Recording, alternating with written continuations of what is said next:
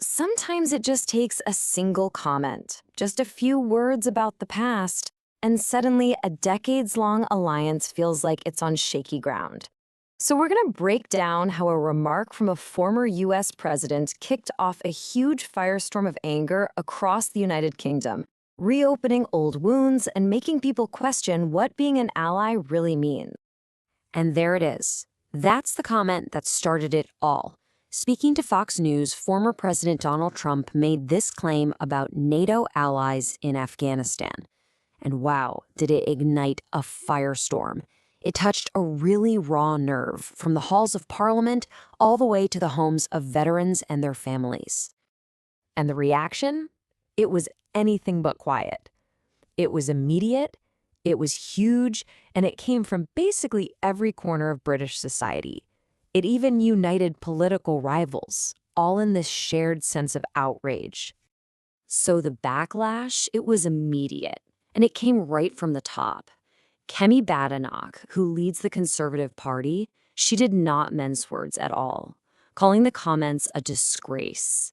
She said Trump clearly doesn't know the history, and that this kind of careless talk just weakens the whole alliance. But the deepest hurt was really felt by the people who were actually there.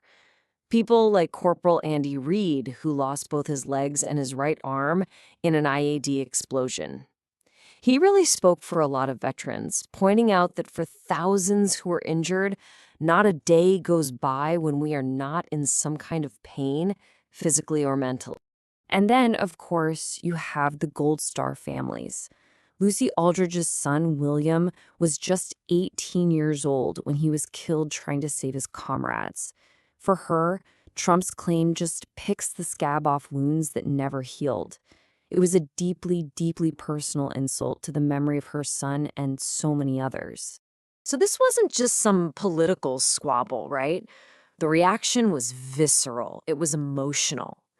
And to really get why these specific words cut so deep, we have to go back and look at why British troops were even in Afghanistan in the first place. The story of why the UK was in Afghanistan is completely tied to its alliance with the United States and the whole principle of what NATO is all about. Okay, so at the absolute core of the NATO alliance is this thing called Article 5, the Collective Defense Clause. It's a really simple but incredibly powerful promise. An attack on one is an attack on all. It's the ultimate promise of having each other's backs. And this timeline, right here, puts everything in a context. After the 9/11 attacks on the United States, NATO invoked Article 5 for the one and only time in its entire history. The UK and other allies didn't just decide to go to Afghanistan. They went because their ally, the United States, had been attacked. The whole 20-year mission was an act of collective defense. And as for that claim that they stayed a little back, yeah, the facts on the ground tell a very different story. According to BBC correspondents who were there, British and Canadian forces were sent to the absolute heartlands of the Taliban insurgency, Helmand and Kandahar provinces. These places saw some of the most brutal and intense fighting of the entire war. And that frontline commitment, while it came at a truly devastating cost. Because behind all the politics and the history, there are real human lives, and a sacrifice that you can measure in stark, undeniable numbers. 457. Just let that number sink in for a second. That's how many British service members were killed in Afghanistan. They paid the ultimate price, answering the call to defend an ally. Every single one of those numbers was a person with a family, a story, a future that was just gone. But that number, as heartbreaking as it is, just one piece of the story.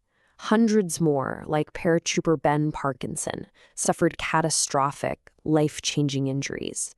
His mother said his life changed completely, and that to have that sacrifice negated is absolutely disgraceful. The war didn't just end for these veterans when they came home. For so many, the battle is something they live with every single day. And this post from veteran Ben McBean, I mean, it just powerfully sums up that ongoing struggle. His words bring the reality of that sacrifice into such sharp focus. It's not some abstract thing from the past. It's a present daily reality for him and countless others. And that's exactly why dismissing that service is so infuriating. So all of this, it naturally brings up some bigger questions about the state of that famous special relationship between the UK and the US. And it shows a really interesting split between the official government line and how everyone else was feeling. Look at the difference here. It's pretty stark, right? On one side, you've got the official response from Downing Street. It's diplomatic, it's measured. They say Trump was wrong, but they're quick to emphasize the special relationship. But on the other side, you see the broader reaction. It's emotional, it's furious, and it's demanding a direct apology, calling the remarks an absolute insult. And really, this whole thing forces us to ask a pretty fundamental question about what it even means to be an ally. Is it just about treaties and promises for the future? Or is it also about honoring the past and remembering what you've been through together? How do you balance the memory of that shared sacrifice with the practical needs of today's alliances? It's definitely something worth thinking about.